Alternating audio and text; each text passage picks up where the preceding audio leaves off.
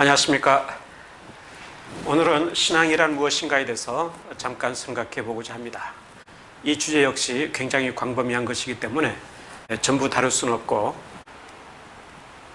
신앙에 있어서 본질적인 요소에 대해서 함께 생각해 보고자 합니다. 구약에 있어서 가장 본질적인 개념이라고 한다면 해면을 둘 수가 있겠습니다.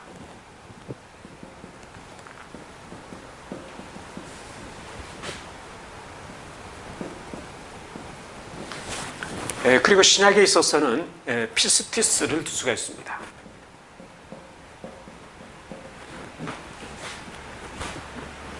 이 둘은 신뢰라고 번역이 될 수 있는 것인데, 단지 그 내용을 좀 더 구체적으로 본다면 약간의 차이는 있습니다. 위에서 구약에서 말하는 해민이라고 하는 것은 전해진 증언, 여기에 대한 신뢰를 가지는 것을 말합니다. 또는 하나님의 말씀이든지 하나님의 약속이든지 이러한 것에 대한 신뢰를 두는 것을 가리키죠. 근데 밑에서 말하는 피스티스라고 하는 것은 인격에 대한 신뢰를 가리킵니다. 그래서 예수 그리스도에 대한 신뢰라고 하는 그런 의미로 많이 사용되고 있는 것을 볼 수가 있습니다. 이 점을 먼저 우리는 염두에 둘 필요가 있습니다. 앞으로 설명하게 되는 신학의 요소들에 보면은 이 신뢰라고 하는 것이 가장 근본적이고 본질적인 의미로 나타나는 것을 알 수가 있겠습니다.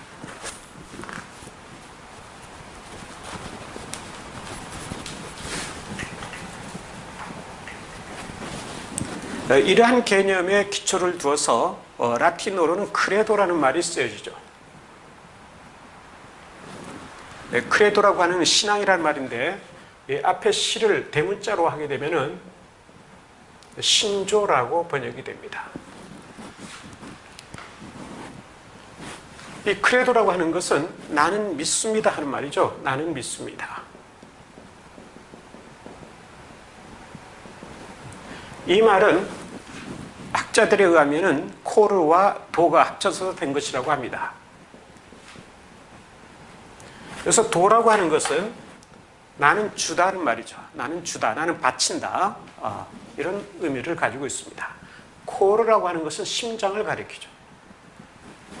따라서 크레도, 나는 믿습니다 할 때의 이 의미는 나는 심장을 드립니다, 이러한 의미가 되겠습니다. 따라서 크레도인,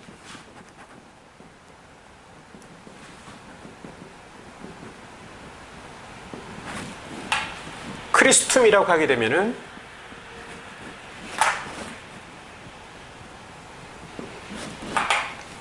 나는 예수 그리스도를 믿습니다, 이 말이죠. 나는 믿습니다.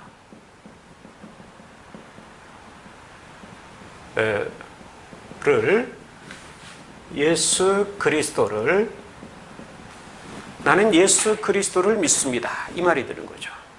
그럼 이것을 위의 말로 대입해서 본다면은 나는 예수 그리스도에게 나의 심장을 드립니다, 이러한 의미가 되는 겁니다. 굉장히 무서운 말이죠. 신앙을 한다고 하는 것은 자신의 심장을 예수 그리스도에게 바치는 것을 말합니다. 그렇기 때문에 고대 교회에 있어서 신앙을 한다고 하는 것은, 신앙을 갖는다고 하는 것은 목숨을 내건 거죠. 생명을 걸고 예수님을 믿겠다고 고백을 하는 것입니다. 순교를 각오하는 그러한 모습을 우리가 역사서를 통해서 많이 볼 수가 있겠습니다.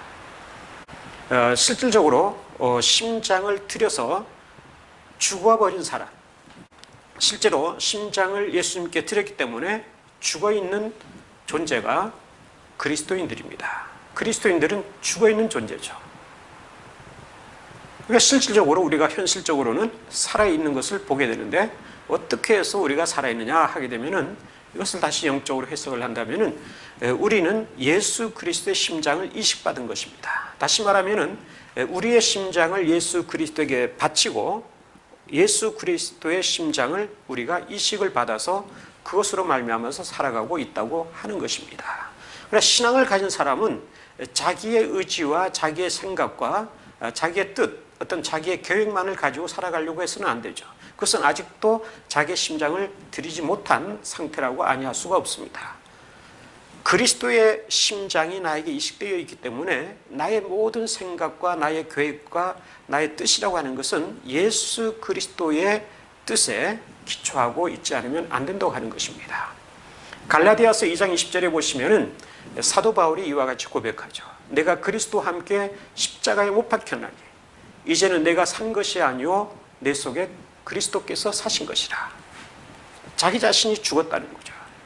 이제는 내 속에 그리스도가 살고 계시다. 이러한 고백을 하고 있습니다. 바로 이러한 의미가 내포된 고백이라고 아니할 수가 없겠습니다. 자, 이 크레도와 관련해서 몇 가지 생각해 볼 게 있습니다.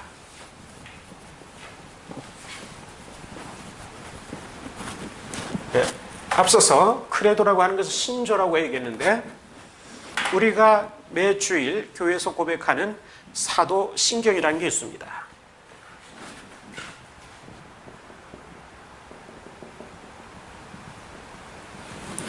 이것이 굉장히 중요한데 왜 중요하냐면은 역사적으로는 일단 70년에 나온 로마 신조라고 하는 그 내용에 근거를 두고 있습니다. 그렇기 때문에 가장 원초적인 의미를 내포하고 있다고 할 수가 있겠습니다. 그래서 교회에서 고백이 되어지고 있는 것입니다. 외국에서는 어떤 사람들은 이 사도신경은 후대에 기록이 된 것이기 때문에 신빙성이 낮다. 이런 의미에서 니케아 신조를 고백하는 그러한 경우도 있습니다. 그러나 이것은 아주 잘못된 생각이라고 아니할 수가 없습니다. 내용적으로 봐야 되는 거죠. 내용적으로 볼 때 이것은 로마 신조의 기초가 되어 있는 가장 오래된 그러한 고백의 하나라고 할 수가 있다고 하는 것입니다. 그래서 사도신경을 고백하는 것은 굉장히 의미심장하다고 할 수가 있겠습니다. 한 가지만 더 첨언을 한다면은 종종 교회에서 보면은 이 사도신경을 고백할 필요가 없다 이렇게 얘기하는 사람들이 있습니다. 왜 그러냐면은 매너리즘에 빠진다고 하는 거죠. 매주일 똑같은 사도신경을 되풀이해서 고백을 하기 때문에 아무런 의식도 없이 그냥 읊조리고 만다는 거죠. 그게 별로 의미가 없다. 그래서 이것을 아예 예배 시간에서 빼어버리는 사람들이 있습니다. 이것은 굉장히 잘못된 겁니다. 우리의 모든 신앙의 기초, 신앙의 내용이라고 하는 것은 이 사도신경에 담겨져 있다고 할 수가 있습니다. 이것을 축약해 놓은 것이라고 할 수가 있겠습니다. 따라서 이 사도신경을 고백하지 않는다고 하는 것은 우리는 정통교회가 아니라고 하는 것을 표현하는 것에 불과합니다.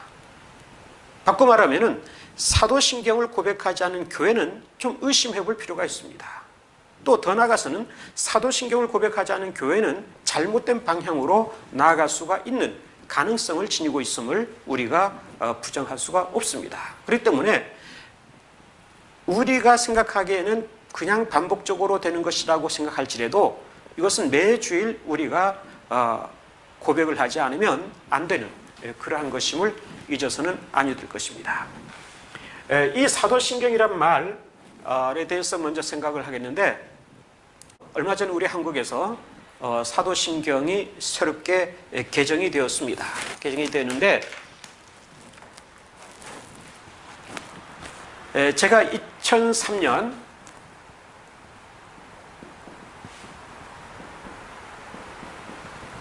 8월 2일자 목회자 신문에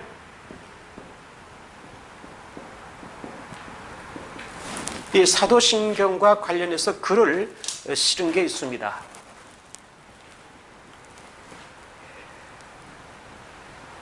네, 370호인데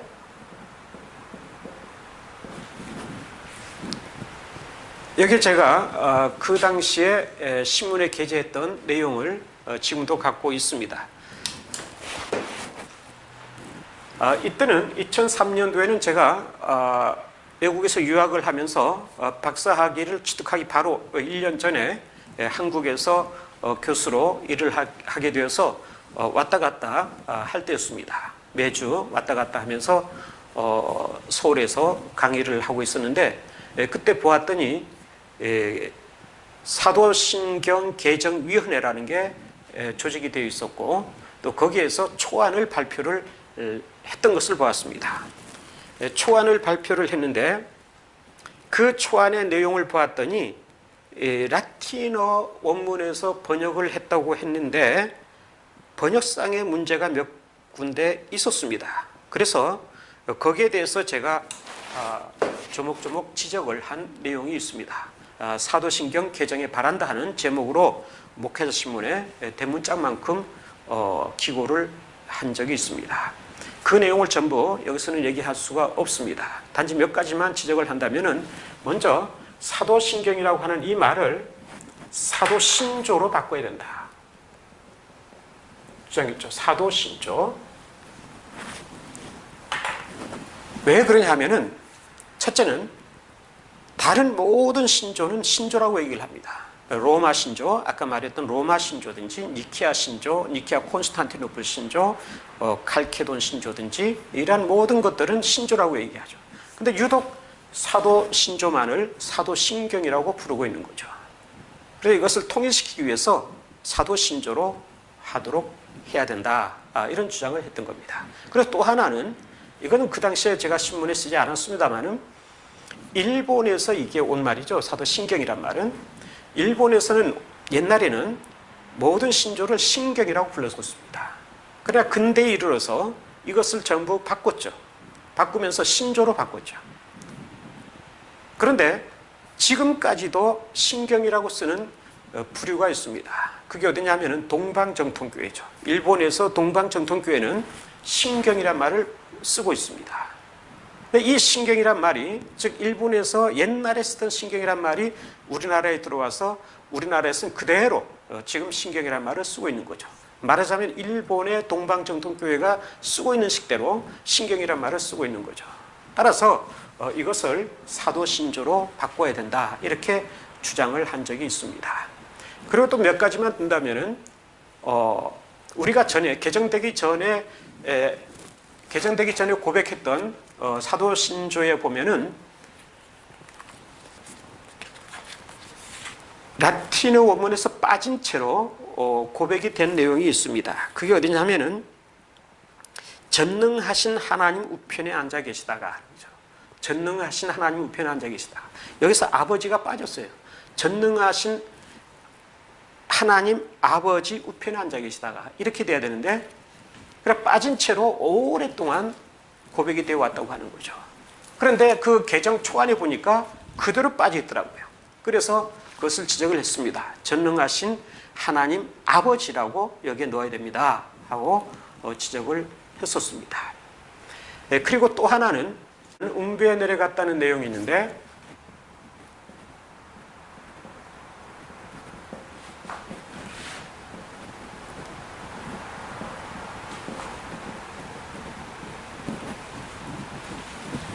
이것이 빠져 있죠.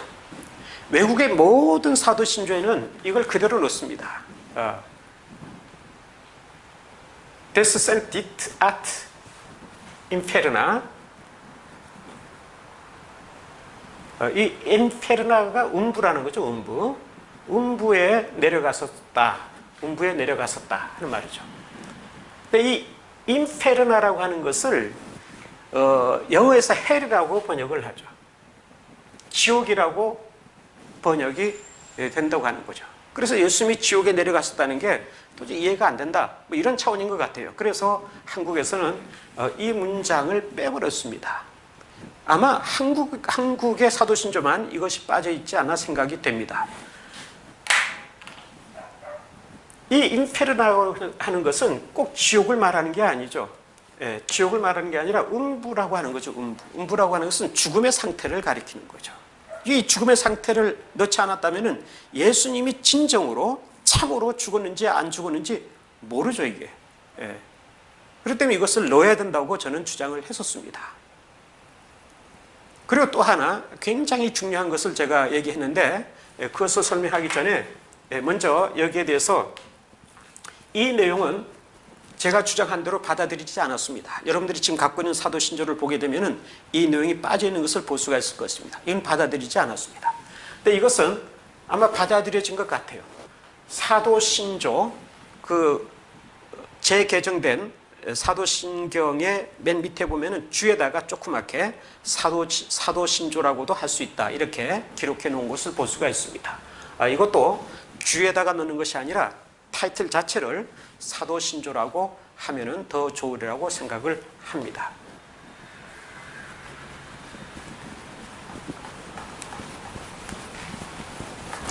그리고 아까 말한 전능하신 하나님 아버지 우편에 앉아 계시다, 이것도 받아들여져서 거기에 보시면은 개정된 사도신경에 보시면은 전능하신 아버지 하나님 우편에 앉아 계시다가 이렇게 되어 있습니다. 그리고 또 하나 중요한 것을 제가 말씀을 드리는데 이것도 역시 받아들여졌습니다. 여기에 대해서 설명을 좀 하려고 합니다. 사도신경이라고 하는 것은, 사도신조라고 하는 것은 크게 세 가지 항목으로 되어 있습니다. 이것을 먼저 기억을 해야 됩니다. 첫째는 성부 하나님에 대한 거죠. 두 번째는 성자 하나님에 대한 겁니다. 세 번째는 성령 하나님에 관한 겁니다. 제1항, 제2항, 제3항이라고 부르죠. 자, 성부 하나님에 관한 것은 크레도, 인, 데움, 파트렘 이렇게 되어 있죠. 그리고 성자 하나님에 대한 것은 크레도, 라틴어 원문에는 물론 이것은 생략이 되어 있습니다만은 크레도 인,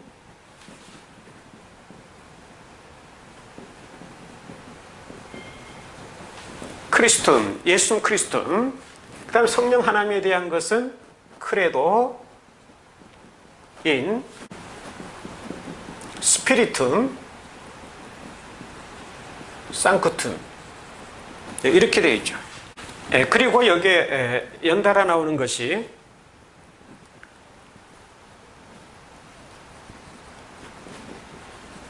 상크탐, 에클레시아, 에클레시암, 카톨리카, 이 말이 나오죠. 여기에 대해서 설명을 드리겠는데, 크레도인이라고 하는 것은 아까 설명을 드렸듯이 나는 믿습니다 하는 거죠. 나는 믿습니다. 누구를 믿느냐? 성부 하나님을 믿습니다. 여기서 인이라고 하는 것이 굉장히 중요한 겁니다. 인이라고 하는 것은 신앙의 대상을 말할 때, 그리고 특히 인격적으로 자기 자신의 모든 것을 바치고 헌신하는 대상을 말할 때에 인이라는 전치사가 들어가게 됩니다. 그게 없을 때는 인이 빠집니다. 그래서 단지 크레도 하고 그 다음에 어떤 대상이 나오게 되는 거죠. 여기서 신앙의 대상이라고 할 때는 인을 가리키는 것입니다. 자, 그러면 사도신경 초안, 그 개정의 초안을 보면은 나는 성부 하나님을 믿습니다, 이렇게 돼 있어요. 그러면 나는 성자 하나님을 믿습니다. 나는 성령 하나님을 믿습니다. 여기까지는 괜찮아요. 여기까지 괜찮은데 지금 여기에 제가 이것을 덧붙여서 기록해 놓았는데 이것을 네 번째 항목으로 첨가시키고 말았다고 하는 거죠. 그래서 개정 초안에 보면은 나는 교회를 믿습니다, 이렇게 해놨어요. 그래서 여기에 대해서 제가 좀 지적을 했죠. 사도신경이라고 하는 것은 우리의 신앙의 대상인 성부 하나님, 성자 하나님, 성령 하나님을 믿습니다 하는 세 가지 항목밖에 없다는 거예요. 세 개의 항밖에 없다고 하는 거예요. 그런데 나는 성부 하나님을 믿습니다, 나는 성자 하나님을 믿습니다, 나는 성령 하나님을 믿습니다와 동일선상에서 나는 교회를 믿습니다 해버리게 되면 교회가 신앙의 대상이 될 수밖에 없는 거죠. 되어버리게 되는 거죠. 그래서 이것은 번역상에 문제가 있다고 지적을 했습니다. 라틴어 원문을 보게 되면은 이것은 지금 여기에 쓴 바대로 성령 다음에 종속적으로 나오는 문장이죠. 종속적으로. 그래서 나는이라고 붙일 수가 없죠. 여기에 이것을 빼야 되죠. 이것을 주장했던 겁니다. 그래서 이게 사실 받아들여졌어요. 여러분들이 가지고 있는 사도신경을 보시기 바랍니다. 보면은 나는 교회를 믿습니다가 되지 않아요. 예. 나는 이란 말이 들어있는 것은 성부 하나님, 성자 하나님, 성령 하나님까지만 되어 있습니다. 이것이 가장 기본적인 것이라고 할 수가 있겠습니다. 이 교회를 믿습니다고 하는 것은 성령의 사역의 결과로서 나타난 어떤 영적인 실제, 어떤 영적인 현상들을 말하는 거죠. 영적인 결과들을 말하는 거죠. 그렇기 때문에 이것을 독립해서 나는 교회를 믿습니다 이렇게 할 수가 없는 것입니다. 여기서 우리가 교회를 믿습니다라는 말을 하는 것은 이인이 없는 믿습니다이죠. 다시 말하면 성령의 역사와 활동하심을 통하여서 교회가 탄생하게 되고 그 교회 공동체를 통해서 우리가 신앙을 유지하게 되고 또 성도의 교제를 할 수가 있게 되고 이러한 것들을 우리는 하나의 하나님의 살아계신 역사심으로 믿습니다 하는 그러한 의미에서 여기서는 기록이 되어 있는 것입니다. 신앙의 대상으로서의 교회를 믿습니다 하는 뜻이 아니라고 하는 거죠. 다행히도 이것이 받아들여져서 단지 나는이란 것은 성부, 성자, 성령에만 붙여져서 제3항목으로 확실하게 나타나게 되었다고 하는 것을 들 수가 있겠습니다. 자, 여기서 그래도인 하는 것은 아까 말했듯이 무엇을 믿습니다인데 성부 하나님을 믿습니다. 그리고 그래도인 예수 그리스도 예수 그리스도를 믿습니다가 되는 것이고 그래도인 스피리툼 상쿠툼 거룩한 영, 즉 성령을 믿습니다 이렇게 되는 겁니다. 그리고 상크탐, 에클레시암, 카톨릭함 거룩한 공교회죠. 거룩한 공교회를 믿습니다 하는 뜻이 되겠습니다. 단지 여기서 믿습니다 하는 것은 여기서 말하는 믿습니다와 동일선상에서 얘기될 수 있는 것이 아니라는 사실을 우리가 기억을 해야 되겠습니다. 그렇다면 신앙에 있어서 요소들에 관해서 직접 언급을 하겠는데 그 전에 하나의 비교를 통해서 본다면 로마 카톨릭 교회 그리고 프로테스탄트 즉 개신교죠. 개신교회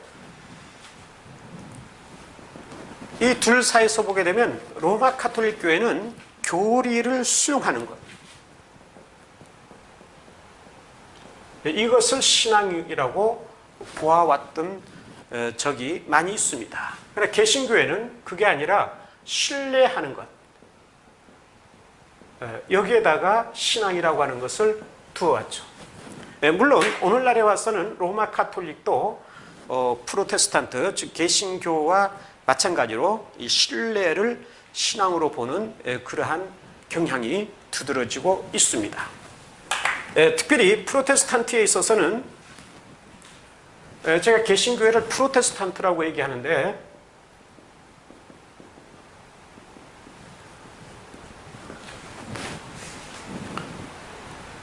개신교회라고 하는 좀 어감이 좋지 않아서 그렇습니다. 그래서 영어로 그냥 프로테스탄트 또는 독일어로 프로테스탄트 이렇게 얘기를 할 수가 있겠습니다. 특히 루터죠. 루터는 신앙이라고 하는 것은 인격적 신앙, 신뢰다. 인격적 신뢰라고 얘기를 하죠. 아까 처음에 말했던 피스티스라고 하는 신약에 나타난 개념과 일치하는 말이라고 할 수 있습니다. 그러면서 그는 신앙이라는 것은 무엇이냐? 예수 그리스도로 옷 입고 예수 그리스도와 더불어 하나가 되는 것이다. 이렇게 말을 하죠. 이것이 종교개혁자 루터에게서 나타난 하나의 특징이라고 할 수가 있겠습니다. 자, 그런데 루터 이후에 그런데 종교개혁 이후에 나타난 정통주의 신학이 있는데 17세기에서 18세기죠. 정통주의 신학에서는 굉장히 신앙 이해가 사변화되게 이르게 됩니다. 그래서 여기서는 지식이다 또는 승인이다 그리고 신뢰이다 이 말을 하죠. 신앙이라고 하는 것은 지식이다.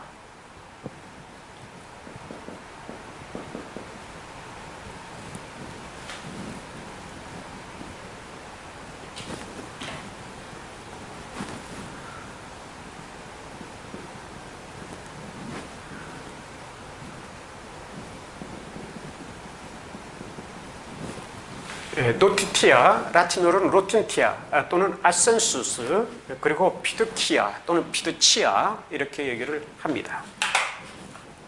이것은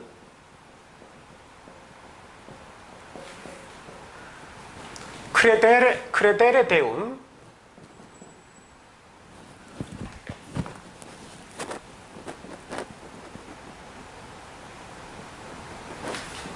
크레데레 데오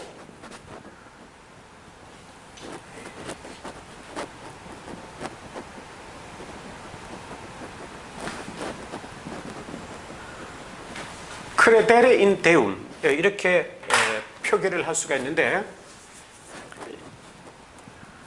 이 지식이라고 하는 것은 하나님을 믿는다, 하나님을 믿는다 하지만 하나님의 존재를 믿는 것을 말하죠. 하나님의 존재. 그러니까 하나님의 존재를 아는 거죠.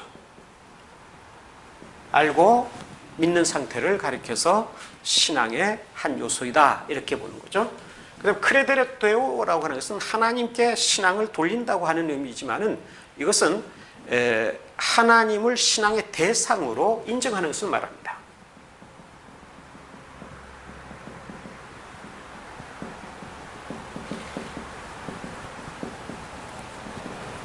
그리고 크레데레 인 데움이라고 하는 것은 아까 얘기했죠. 인이 나오게 되면은 전적으로 신뢰하는 것을 말하죠. 헌신하고 그런 것을 말하는데, 크레데레 인 데움이라고 하는 것은 하나님께 전적으로 또는 인격적으로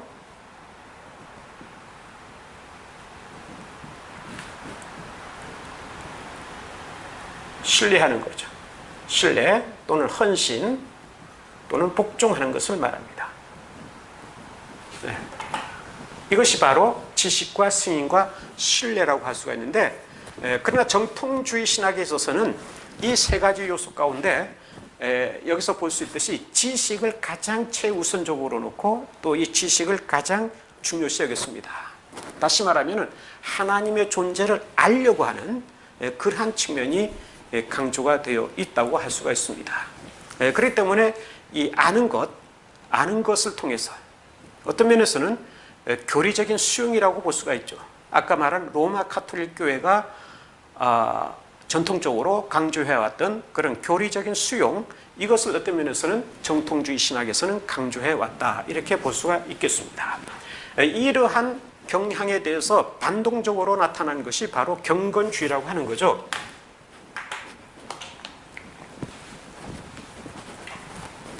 거의 같은 시입니다만은 경건주의라고 하는 게 나타나죠.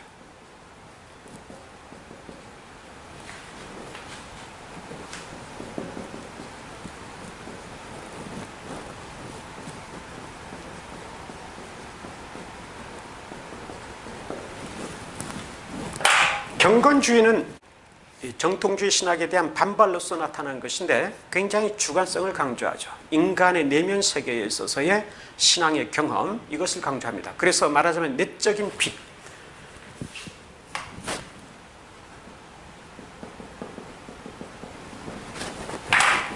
우리의 심령 가운데 계시는 예수 그리스도 또는 예수 그리스도의 십자가, 이러한 것들을 강조하게 되죠. 물론 이 내적인 빛도 예수 그리스도를 가리키는 거죠. 이것을 직접적으로 만나고 체험하는, 이것을 신앙이라고 보는 그러한 측면이 강조되게 이르렀습니다. 자, 여기서 우리는 그렇다면 신앙이라는 게 대체 어떠한 측면의 것이라 해야 되느냐 하는 것을 고민하지 않을 수가 없습니다.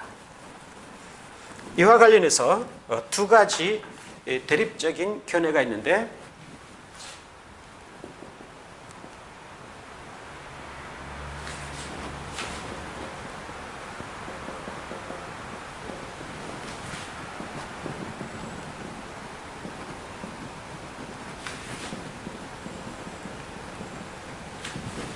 하나는 피데스쿠아 크레디투르, 또 하나는 피데스쿠아 에 크레디투. 여기 에가 하나 더 붙어 있는 거죠.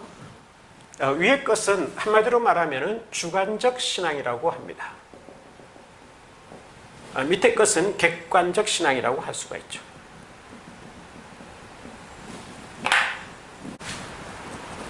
독일어로 표현을 한다면 이것은 글라우베 두어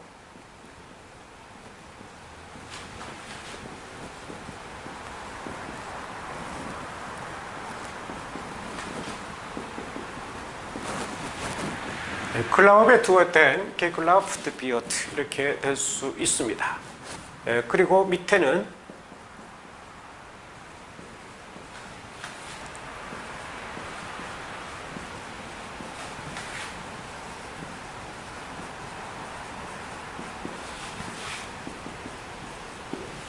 글라우베 벨러 게글라우프트 비어트 이렇게 될 수가 있습니다. 이것은 그것에 의해서 믿어지는 신앙이라. 그것에 의해서 믿어지는 신앙. 여기 어떤 그 체험적인 것들을 강조하는 거예요. 신앙의 행위를 말하죠. 신앙의 행위.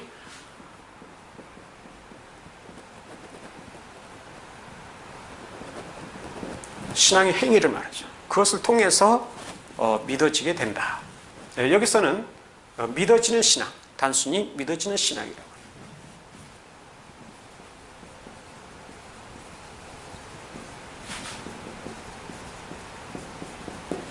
글라베스 인할트,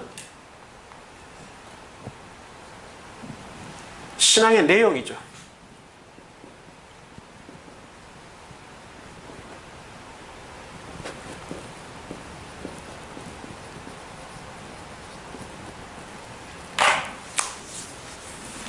이렇게 크게 차이가 있는데 좀 쉽게 얘기한다면 위의 것은 어떤 신앙의 경험을 통해서 얻어지게 되는 신앙을 말하는 것이고, 밑에 것은 기독교의 가르침이든지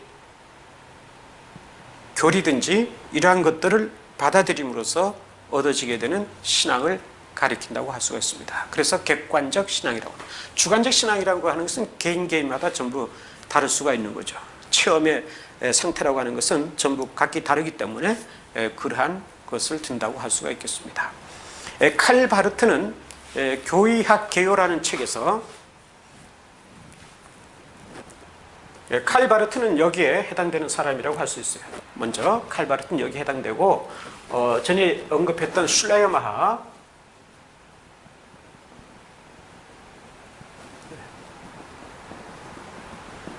슐라이어마하는 여기에 해당되는 사람이라고 할 수가 있겠습니다. 칼 바르트는 그가 쓴 교의학 개요라는 책이 있는데,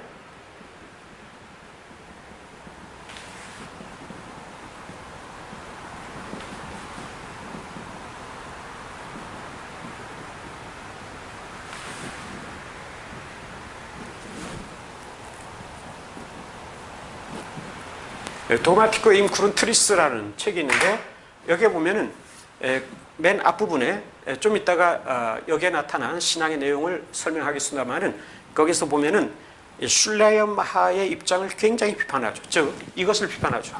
신앙에 있어서 주관적인 것을 강조하는 사람들, 그러한 입장을 굉장히 비판을 합니다. 다시 말하면은 인간의 감정이든지 인간의 의식이든지 인간의 어떠한 경험, 이러한 것들을 몽롱한 상태의 것이라고 얘기를 하면서 비판을 하게 됩니다. 신앙이라는 것은 확실하게 이러한 삼위일체 하나님에 대한 내용, 이것을 가지고 말하지 않으면 안 된다고 하는 거죠. 그것을 통해서 고백되어져야 된다고 하는 것을 말하고 있습니다. 그러나 물론 슐라이마는 객관적 신앙을 부정한다든지 무시한 건 아니죠. 지난번에 다른 강의를 통해서 제가 언급을 했습니다만, 슐라이마도 객관적 신앙으로 나아가죠. 거기서는 예수 그리스도를 언급하고 예수 그리스도에 대한 신앙을 얘기함으로써 객관적 신앙으로 나아가게 되는 것을 볼 수가 있습니다. 오히려 칼 바르트는 객관적 신앙을 거의 강조하고 주관적 신앙은 거의 얘기하지 않은 그러한 상태에 머물러 있다고 할 수가 있겠습니다. 여기서 우리가 어느 것이 맞다든지 어느 것이 틀리다든지 이렇게 얘기할 수는 없는 거죠. 이것은 둘 다 필요한 것이라고 아니할 수가 없습니다. 제 개인적인 생각을 얘기한다면은 신앙이라고 하는 것은 두 가지 차원이 조화롭게 나타나지 않으면 안 된다, 이렇게 생각을 합니다. 첫째는 주관적 신앙에서 객관적 신앙으로,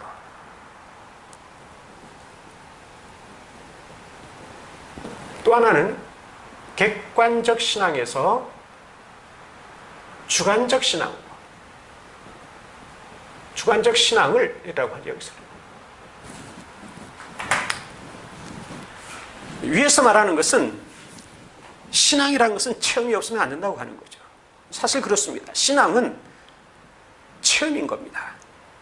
예수 그리스도를 만나는 체험, 하나님의 계시를 접하는 체험, 하나님과의 어떤 신비적인 경험, 이런 것들이 신앙이라고 할 수가 있는 거죠. 이것 없이 단지 교리적인 것만을 수용한다면 굉장히 무미건조한 신앙의 형태가 되고 말게 되고, 단지 지식적으로만 어떤 교리적인 것을 알고 교회의 여러 가지 사안들을 알면서 교회에 다니고 신앙생활을 한다고 할 수가 있게 되는 거죠. 이렇게 되면 굉장히 교회 자체도 어려워지게 되고 신앙생활을 하는 사람 자체도 어려워질 수밖에 없습니다. 신앙의 체험이 있어야 되는 거죠. 근데 이 신앙의 체험에 머물러 있게 되면 이것 또한 문제가 되는 거죠. 이러면 신비주의에 흐른다든지 아니면 자기 독단주의에 흐를 수가 있는 것입니다. 그렇기 때문에 객관적 신앙으로 나가야 되죠. 그래서 기독교가 가르치고 있는 교설들, 가르침, 즉 교리적인 것들인지 신조적인 것들인지 성경의 내용들이든지 이러한 것들을 공부하는 가운데서 다른 사람과의 신앙의 공통성을 찾아가는 작업을 하지 않으면 안 된다고 하는 겁니다. 이 두 가지가 전부 신앙의 요소가 되지 않으면 안 된다고 하는 거죠. 자, 객관적 신앙이라고 하는 것은 기독교 문화권에서 태어난 사람, 쉽게 말하자면 기독교 가정에서 태어난 사람들은 이러한 교리적 수용이 신앙이 되고 마는 경우가 없지 않아 있습니다. 이것은 굉장히 위험할 수가 있는 거죠. 이런 사람에게 있어서도 신앙의 체험이 필요합니다. 주관적 신앙이 필요하다는 거죠. 그래서 제가 주관적 신앙을 소유하지 않으면 안 된다고 하는 거죠. 다시 말하면은 여기서 말하는 신앙의 체험이라고 하는 것은 어떤 신비주의적인 것을 체험하라는 것이 아니라 우리의 삶 속에서 함께 하시는 하나님, 즉 임마누엘의 하나님을 경험해야 된다고 하는 거죠. 내가 시련과 고난 가운데 있을 때에 나와 함께 계신 하나님, 내가 쓰러지고 내가 실패했을 때 나에게 찾아오셔서 손을 내밀어 주시고 나를 다시 일으켜 주시는 하나님, 내가 죄로 말미암아서 방황하고 또 그로 말미암아서 깊은 좌절에 빠졌었을 때에 예수 그리스도의 십자가가 나에게 소망이 되고 나에게 희망의 빛이 되는 그러한 것들을 경험하게 돼서 다시 생명을 얻게 되고 다시 새로운 희망과 생동감 있는 생을 살아갈 수 있게 되었다고 하는 이러한 경험들이 있어야 된다고 하는 거죠. 그리고 성령께서 나를 인도해 주시고 성령께서 나에게 시시때때로 그 무언가를 지시해 주시고 거기에 따라서 내가 행하거나 행하지 않거나 하는 그러한 것들도 있다는 사실을 자기 스스로 경험하지 않으면 안 된다고 하는 거죠.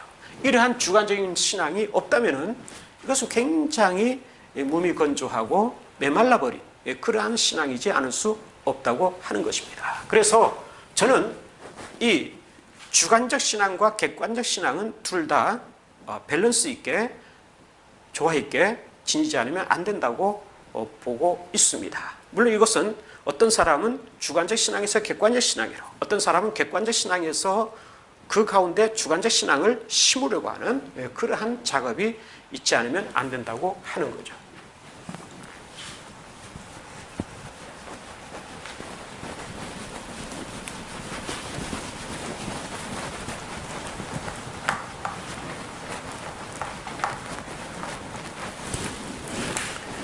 또 하나 우리가 들 수 있는 것은 신앙이라는 것은 신앙은 하나님의 은혜만이냐 아니면 우리의 결단이냐 이러한 이제 논쟁도 없지 않아 있습니다. 이것도 역시 논쟁거리가 되지 않는다고 할 수가 있습니다. 하나님의 은혜라고만 얘기한다면은, 특히 이것을 구원과 관련시켜서 얘기한다면은, 구원이라고 하는 것은 하나님의 일방적인 사역이고 하나님의 전적인 은혜로만 된다고 주장하는 사람들이 있죠. 이것을 가리켜서 모노에르기즘이라고 그러죠.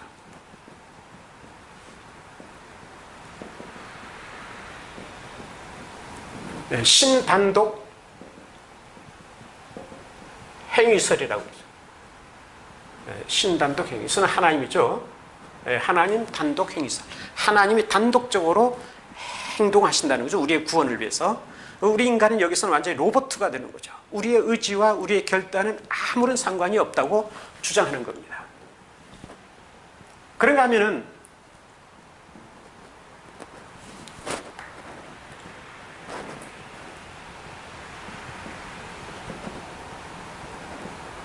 진 에르기스무스라는 게 있죠.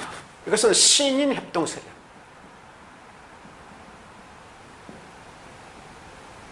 네. 하나님과 인간이 협동해서 우리의 구원을 이루어낸다. 이렇게 얘기하는 거죠. 그래서 여기서는 하나님의 은혜, 그리고 인간의 의지 또는 인간의 결단, 이것이 50%, 이것도 50%. 그래서 이 두 가지가 합쳐져서 50%, 50%가 합쳐져서 100%의 구원을 이루어낸다. 이렇게 보는 거죠. 이 둘 다 옳지 않은 생각이라고 할 수가 있겠습니다.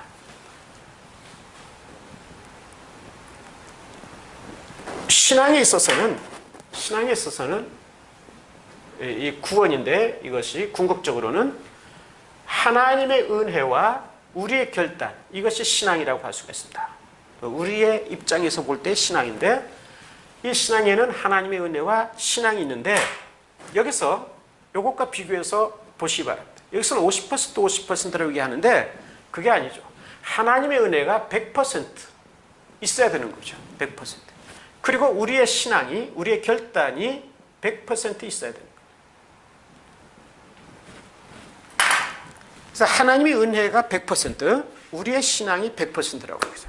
하나님의 입장에서 볼 때는 전적으로 하나님의 은혜에 의해서 우리의 구원이 이루어집니다. 또 우리의 입장에서 볼 때는 우리의 신앙이 100% 작용을 해서 우리의 구원이 이루어질 수 있는 거죠. 물론 그것은 하나님의 은혜에 기초해서 그렇습니다. 에베소서 2장 8절에 보시면은 너희가 그 은혜를 인하여 믿음으로 말미암아 구원을 얻었나니 이것이 너희에게서 난 것이 아니요 하나님의 선물이라, 이렇게 말씀하죠. 그 은혜로 말미암아서, 즉 하나님의 은혜로 말미암아서, 그리고 우리의 신앙에 의해서, 하나님의 은혜와 우리의 신앙, 이 두 가지가 합쳐져서 우리의 구원을 이루었다고 하는 거죠. 그러나 이 합쳐졌다고 하는 것은 진 에르기스에서 말하는 50%와 50%가 합쳐졌다는 말이 아니죠. 하나님의 은혜가 100%로 우리에게 임하게 되고, 또 우리가 100% 그 은혜에 응답하고 순종함으로써 우리의 구원이 이루어지게 되었다고 하는 것입니다. 따라서 우리의 신앙에 있어서는 하나님의 은혜에 대한 100%의 응답이라고 아니할 수가 없겠습니다.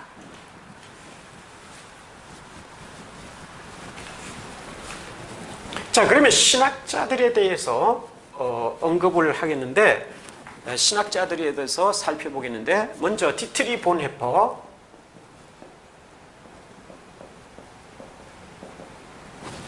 주장하는 내용을 볼 수가 있어요. 그는 신앙이라고 하는 것을, 신앙은 승인이고 복종이다, 이렇게 얘기하죠.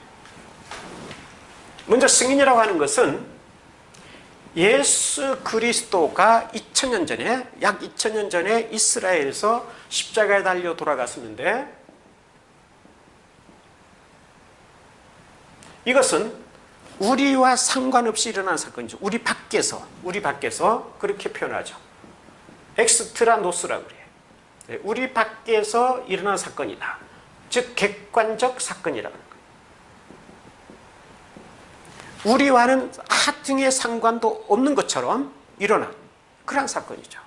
그랬더니 우리는 그 사건을 보지도 않았고, 목격하지도 않았고, 체험하지도 않았고, 그렇습니다. 그러나 이것이 오늘 우리가 이것을 받아들이게 되죠. 승인하게 된다고 하는 거죠. 받아들이게 된다. 나를 위한 사건으로 오늘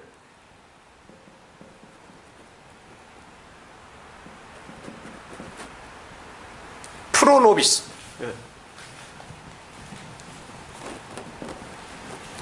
나를 위한 사건으로, 우리를 위한 사건으로 받아들이게 된다고 하는 거죠. 받아들였을 때 이것은 주관적 사건이 됩니다.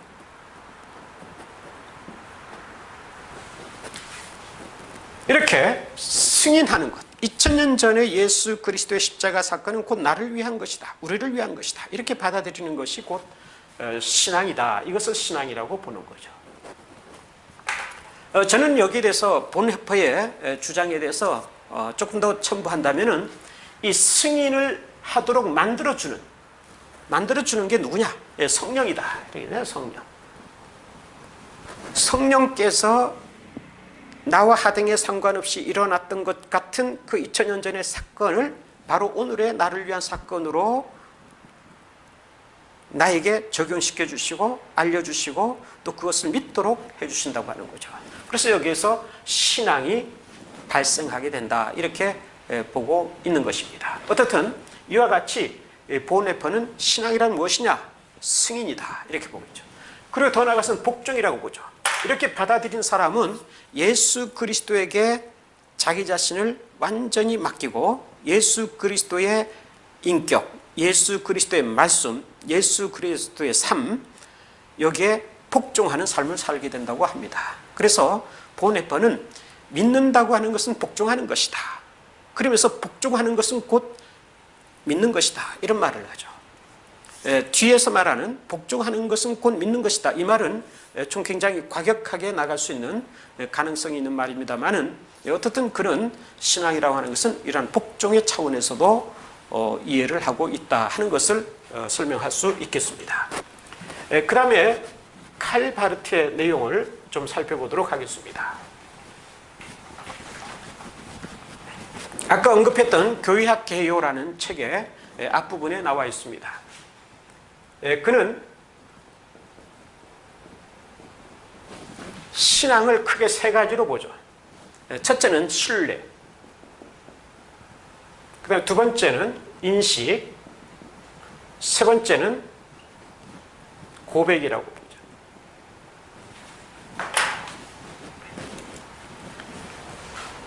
이 신뢰라고 하는 것은 어떤 면에서는 체험의 단계를 말하죠. 체험의 단계인데 하나님과의 만남 또는 하나님의 계시와의 만남 또는 하나님의 말씀과의 만남, 이것을 얘기하죠. 이것이 바로 신뢰의 단계에 있어서 나타나는 것이라고 할 수가 있는데, 그럼 뭐에 대한 신뢰냐 하면은 하나님의 신실하심, 하나님의 신실에 대한 응답으로서 나타나게 된다고 하는 거죠. 전에도 잠깐 언급했습니다마는 우리 인간에게는 하나님을 의지하거나 신뢰하거나 신앙할 수 있는 능력이 전혀 없어요. 그런데 하나님께서 당신의 신실하심을 가지시고 우리 인간에게 계속 다가오시죠. 변함없으신 사랑을 가지시고 다가오시죠. 그래서 우리에게 이 신앙을 선물로 주시는데, 이 신앙의 선물을 받았을 때에 이 하나님의 신실에 응답하는 것, 여기에 응답하는 것이 바로 신뢰라고 할 수가 있습니다. 여기서는 전부 다 얘기할 수 없습니다만은 가장 중요한 것이 뭐냐면 결정적으로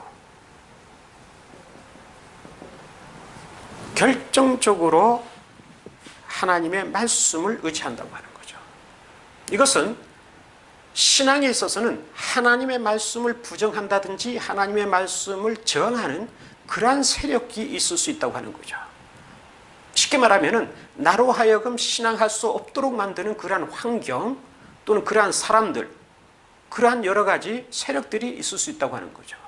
이것은 어떤 면에서는 사탄의 괴계가 아닐 수 없습니다. 예를 들면 창세기 3장 1절에 보면은 뱀이 하와에게 나타나서 하나님께서 너에게 진정으로 동산에 있는 나무들의 열매를 먹지 말라고 하더냐 이렇게 얘기하죠. 그래서 굉장히 하나님의 말씀을 왜곡시키고 있는 거죠. 하나님께서는 동산 나무의 실과는 먹을 수 있지만은 중앙에 있는 실과는 먹어서는 안 된다 이렇게 얘기했는데, 이처럼 하와에게 하나님의 말씀을 왜곡시킬 뿐만 아니라 그 말을 믿지 말라는 식으로 유혹을 하기 시작하죠. 이러한 세력들이 있을 수 있다고 하는 겁니다. 그러나 신앙이라고 하는 것은 이러한 저항의 세력, 이것까지도 전부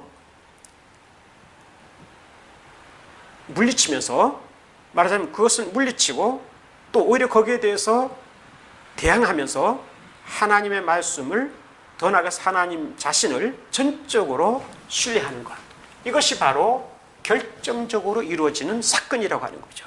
이것이 신뢰이고 신앙이라고 하는 겁니다. 이 결정적으로 일어났을 때에 신앙을 한 사람에게는, 신앙인에게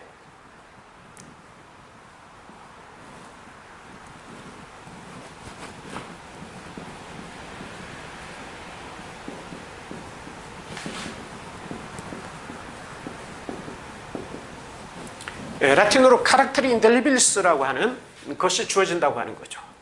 지워지지 않는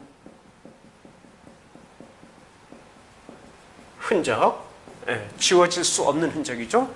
지워질 수 없는 흔적, 지워지지 않는 흔적이 주어진다고 하는 거죠. 이것은 성령의 보증이죠. 제가 다른 메시지를 통해서 설명을 했습니다마는 에베소서 1장에 나타난 성령의 보증을 말하는 거죠. 하나님의 나라에 갈 때까지 구원을 보증해주는 그러한 흔적을 말하는 거죠. 이것은 지워지지 않는다는 거예요. 이것이 주어지는 축복이 있게 된다고 하는 것을 말하고 있습니다.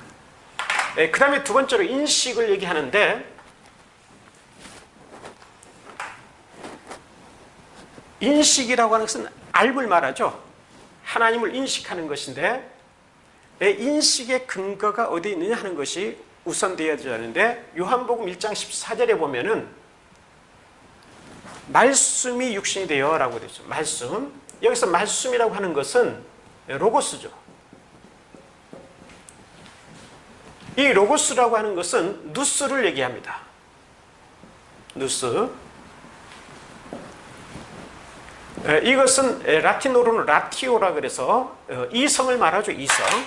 이것은 전부 이성을 말하죠.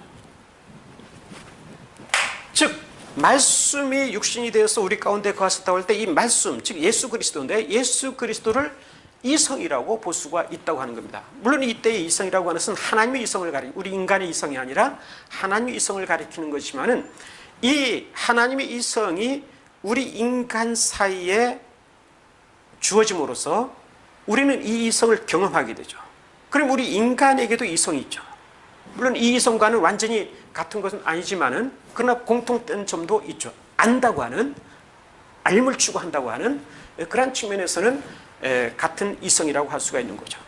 그래서 우리 가운데 주어진 이성, 즉 예수 그리스도죠. 예수 그리스도를 통해서 우리의 이성을 발휘함으로써 우리는 하나님을 인식할 수 있다고 하는 거죠. 그렇게 본다면은 우리가 인식한다고 하는 것, 이 인식의 근거가 어디 있느냐 하면은 우리에게 있는 게 아니죠. 인간에게 있는 게 아닙니다. 하나님 자신에게 있는 거죠. 조금 이해하기 어려울지 모르겠습니다만 이건 철학에서도 인정을 하는 것이고 이해가 되는 것이라고 할 수가 있겠습니다. 인간의 본래적인 존재 속에 신을 인식할 수 있는 능력이 없어요. 유한한 존재이기 때문에 유한한 존재가 무한한 존재를 인식할 수 있는 것은 불가능하죠.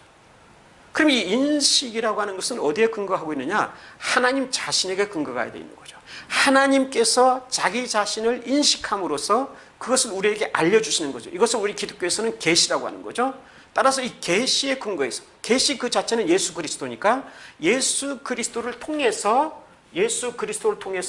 하나님을 인식할 수 있는 거죠. 이것이 바로 신앙에 있어서의 인식이라고 하는 겁니다. 그렇기 때문에 칼 바르트는 철학에서 얘기하는 또는 종교에서 얘기하는 인식을 굉장히 비판을 합니다. 그 비판의 내용을 보면은 예를 들면 최고의 실제, 지난번에 제가 종교다원주의에 대한 설명을 할 때 최고의 존재, 즉 궁극적 신적 실제라는 그런 말도 썼는데, 이것을 다르게 표현하면 최고의 실제라고 할 수 있죠. 이러한 최고의 실제든지 또는 절대적 존재든지 또는 물 자체, 이 물이라고 하는 것은 사물이죠. 사물 자체. 독일어는 딩안지라고 그러는데,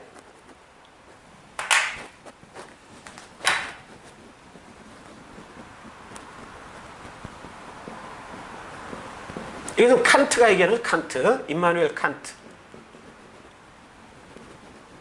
칸트의 개념이라고 할 수 있죠. 딩안지히, 물 자체, 이러한 것들은 하나님이라고 할 수가 없는 거죠. 즉 하나님의 계시를 통해서 인식되어지는 하나님이라고 하는 대상과 이러한 것들은 같이 놓고 얘기할 수가 없는 거죠. 이런 것들은 어디까지나 이 세계 내에 존재하는 유한한 세계 내에 있는 최고의 것을 말하는 거죠.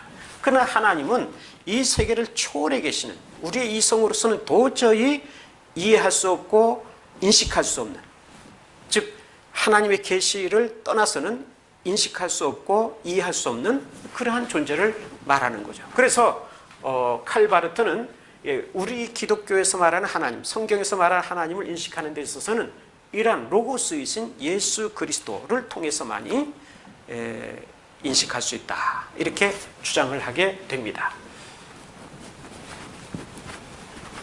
자, 그리고 더 나아가서 고백이 신앙의 요소 가운데 또 하나인데, 이 고백이라고 하는 것은 그는 굉장히 신비적인 것이라고 일단 전제를 하죠.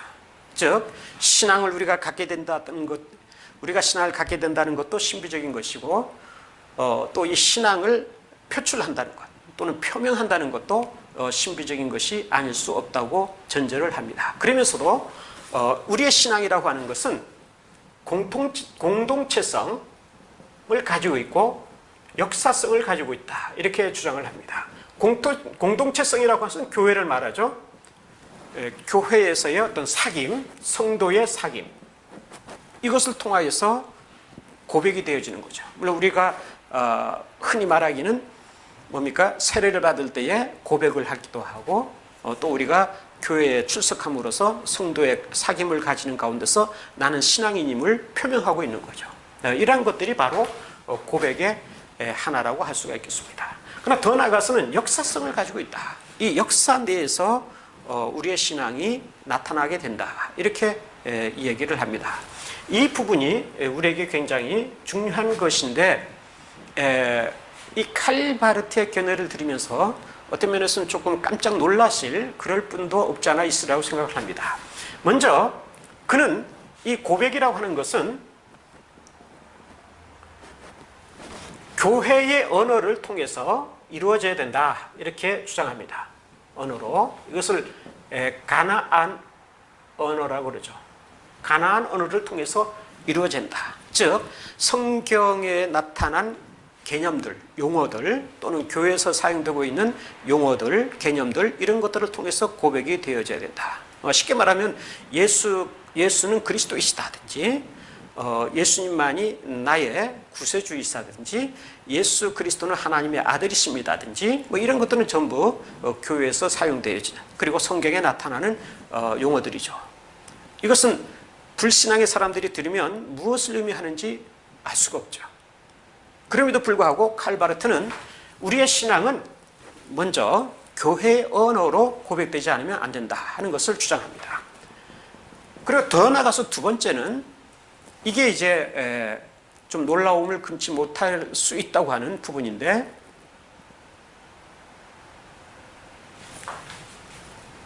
세상의 언어로, 즉 다시 말하면 비가나언어죠. 이것은 다르게 표현하면 신문의 언어로 고백이 되어져야 된다고 하는 거죠. 그래야 성경의 언어들을, 교회의 언어들을 신문의 언어로, 사회의 언어로, 세계의 언어로 번역을 해서 나타내지 않으면 안 된다고 하죠. 자신의 신앙을 나타내지 않으면 안 된다, 이렇게 얘기를 합니다. 그러면서 여기서 그는 굉장히 중요한 것을 얘기합니다. 그게 바로 뭐냐면은 태도 결정.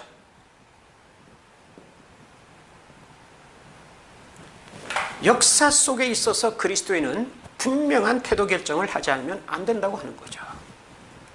즉,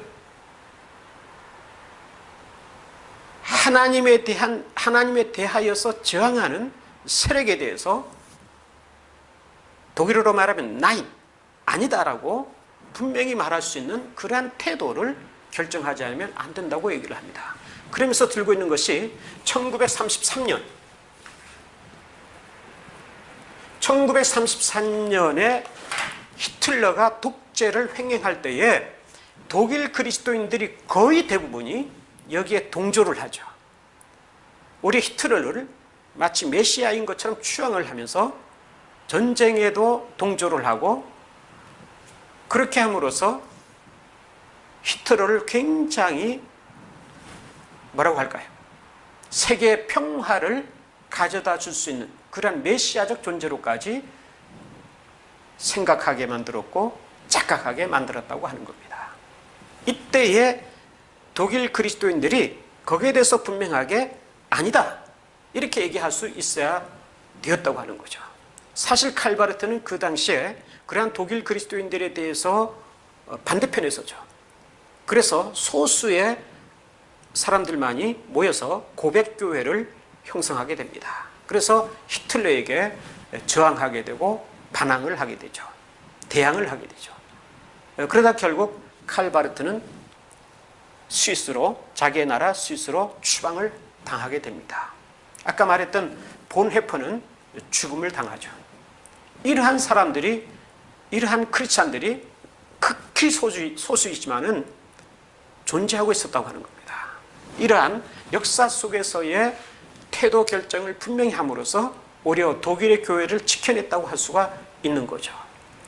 그런 점에서 칼바르트는 그리스도인이란 한 손에는 성경을 들고 한 손에는 신문을 들어야 된다, 이렇게 얘기를 합니다.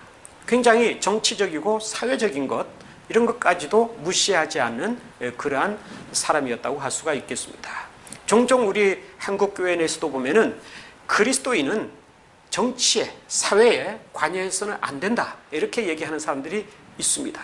그러나 이것은 사실 타당치 않은 말이라고 할 수가 있겠습니다. 물론 그 정치적이고 사회적인 그러한 참여라고 하는 것은 우리가 어느 정도 선을 지키면서 이루어내지 않으면 안 되겠죠. 안 되겠지만은 완전히 무시해서는 안 된다고 하는 사실을 우리는 칼바르트의 말을 통해서 들을 수가 있습니다. 그리고 세 번째로 들 수 있는 것은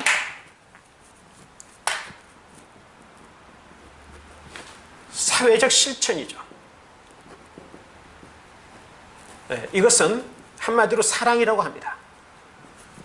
기독교의 윤리에 있어서 가장 큰 덕목이 사랑인데, 이 사랑을 실천함으로써 자기 자신이 그리스도인임을, 또 자기 자신이 기독교 신앙을 갖고 있음을 명백하게 보여주지 않으면 안 된다고 하는 것을 그는 여기서 강조하고 있습니다. 이와 같이 우리는 신앙에 있어서의 중요한 요소들을 살펴보았습니다. 이런 것들을 전체적으로 종합해서 우리가 자신 속에 받아들인다면 신앙이 무엇인가를 명확하게 알 수가 있게 되고, 또 더 나아가서는 자신의 신앙을 명확하게 다른 사람에게 보일 수가 있고, 더 나아가서는 제시할 수 있다고 생각을 합니다. 오늘은 여기까지입니다.